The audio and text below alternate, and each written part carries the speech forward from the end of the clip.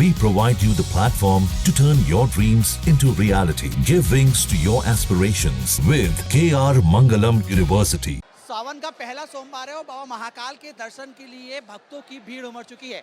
News state आपको खास दर्शन करा रहा है। तस्वीरों में देखिए किस तरीके से बाबा महाकाल अपने भक्तों को यहाँ पे दर्शन दे रहे हैं और बाबा महाकाल के पास यहाँ बड़ी संख्या में श्रद्धालु यहाँ पे पहुँच रहे हैं। और तस्वीरों में देखिए दिन भर यहाँ पर जल अभिषेक होगा और जल अभिषेक के साथ विशेष अभिषेक हो रहा है। आप तस्वीरों में देख सकते हैं किस तरीके से बाबा महाकाल का यहाँ पर जल से अभिषेक किया जा रहा है। और ये कहा भी जाता है कि एक लोटा जल सारी समस्याओं का हल। और तस्वीरों में आप देखिए किस तरीके से सुंदर तस्वीर सामने छटा सामने निकल के आ रही है। बाबा महाकाल अपने भक्तों को दर्शन दे रहे हैं, न केवल दर्शन दे रहे हैं, उनको आशीर्वाद भी यहीं से प्रदान कर रहे हैं। और तस्वीरों में देखिए किस तरीके से बड़ी संख्या में यहाँ पर भीड़ है। आज के दिन का अलग ही महत्व है। महेश पुजारी जी हमारे साथ हैं, हम उनसे बात करते हैं और समझते हैं। महेश जी, पुजारी जी, आज का काफ़ी महत्वपूर्ण दिन रहता है, क्या आज के दिन की क्या खासियत रहती है? श्रावण का महीना होता है और श्रावण मास महत्वपूर्ण होता है शिव के लिए और शिव संप्रदाय के लिए। आज श्रावण मास का पहला सोमवार है और सोमवार होने के कारण आज विशेषता भी है, क्योंकि इस दिन जो शिव संकल्प लेते हैं उनके मनोरथ पूर्ण होते हैं। महाकालेश्वर वैसे ही ज्योतिर्लिंग है, प्रथम ज्योतिर्लिंग भी इनको माना गया है इस पृथ्वी का, क्योंकि कालों के काल हैं, इसीलिए ये महाकाल है। और इस पृथ्वी पे जहाँ मृत्यु होती है उसके राजा यदि कोई है तो मृत्यु के राजा, मृत्यु लोक के राजा महाकाल।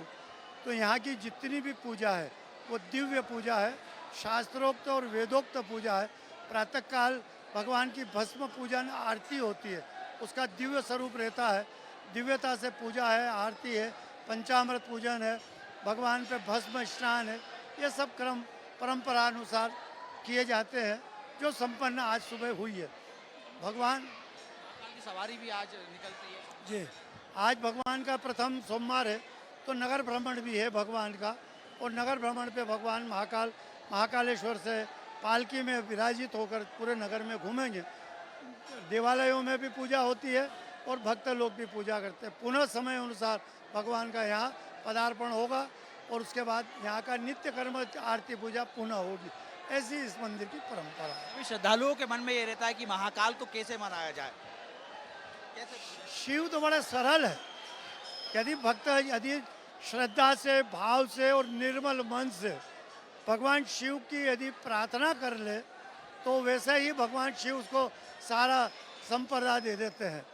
भगवान शिव को कोई आवश्यकता नहीं किसी वस्तु की, उनको तो एक जल का एक बूंद यदि चढ़ जाए तो प्रसन्न है, एक बेलपत्र चढ़ा दिया जाए तो प्रसन्न है।